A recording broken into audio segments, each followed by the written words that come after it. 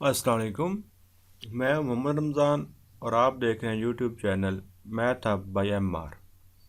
आप लोगों के सामने MTI 621 के असाइनमेंट है। सेक्शन 4 आपके पास है जमशेद नासिर साहब। जिन लोगों को ये पेड असाइनमेंट चाहिए हो, वीडियो में मेरा कॉन्टेक्ट नंबर मौजूद होगा, आप मुझसे रब्ता कर सकते हैं। अगर आपको वीडियो अच्छी लगे तो वीडियो को लाइक एंड चैनल को सब्सक्राइब कर दें। शुक्रिया। स्टार्ट करते हैं। आपके पास क्वेश्चन नंबर 1 है, prove that 8 square root is an irrational number. तो हमने इसको इरेशनल नंबर प्रूव करना है, तो हम बाई इंट्रोडक्शन इसको चलाएंगे। हम सपोज करते हैं कि आपका जो 8 स्क्वायर रूट है वो इरेशनल नहीं है बल्कि रैशनल है। अगर रैशनल होगा तो फिर हम किसी भी रैशनल नंबर को फ्रैक्शन की फॉर्म में लिख सकते हैं। So we can find two integer a and b such that 8 square root is equal to a over b. Rational number को हम फ्रैक्शन की फॉर्म में लिख सकते होते हैं। And assume a and b are coprime. और साथ क्या कहा, a and b are coprime. Coprime का मतलब होता है कि ए एंड बी का कोई कॉमन फैक्टर नहीं है। ये 20 की रूट इधर डिवाइड हो रहा है तो आगे मल्टीप्लाई होगा, दोनों तरफ स्क्वायर ले ले, ये आ गया। इट्स मीन कि ए स्क्वायर जो है वो 8 से डिवाइड हो, यानी कि 8 मल्टीप्लाई हो रहा है, यहाँ पर आकर वो डिवाइड हो सकता है। अगर किसी रकम का स्क्वायर 8 से डिवाइड हो रहा हो तो वो वैल्यू ख़ुद भी 8 से डिवाइड होती है।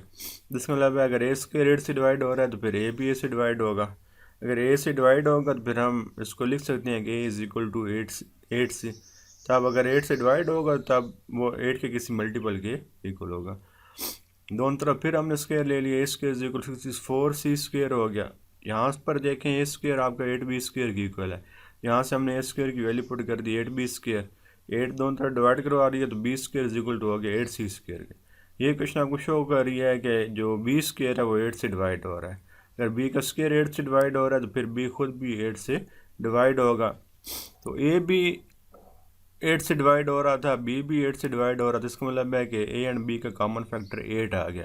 लेकिन हमने तो सपोजिशन की थी कि ए एंड बी को प्राइम, इनका कोई कॉमन फैक्टर नहीं है। तो ये हमारे पास कंट्रोडिक्शन आ गई है कि ए एंड बी जो हमने कहा था को प्राइम है, उसकी कंट्रोडिक्शन आ गई। तो जो हमने फिर ऊपर सपोजिशन की थी कि आपका जो 8 स्क्वायर रूट है वो रैशनल नंबर है, वो फिर क्या होगा, रैशनल नहीं इरेशनल होगा। क्वेश्चन नंबर 2 आपके पास है, if a and b are positive then prove that n be greater than a for some integer n, for some positive integer n, for some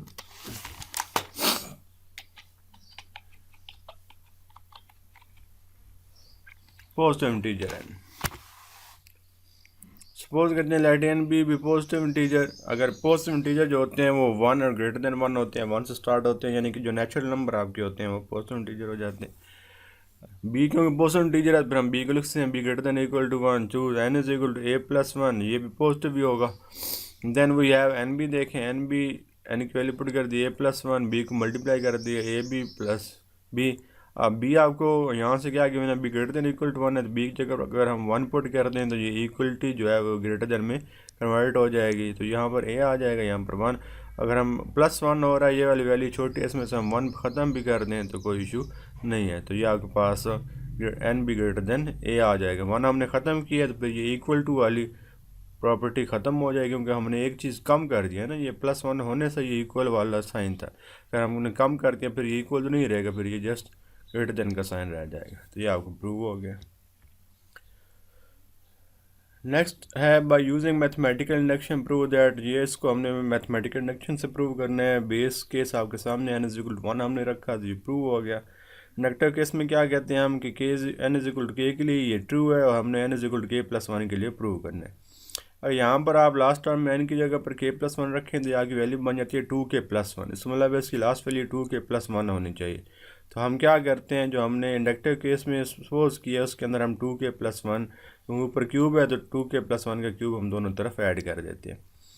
ये आपके पास लेफ्ट हैंड साइड तो बन गई, आपने right hand side अब इस type की बनानी है कि n square into 2n square minus 1 वाली साइड। इसको आप के स्क्वायर को अंदर मल्टीप्लाई कर दें, इसका क्यूब ओपन कर दें।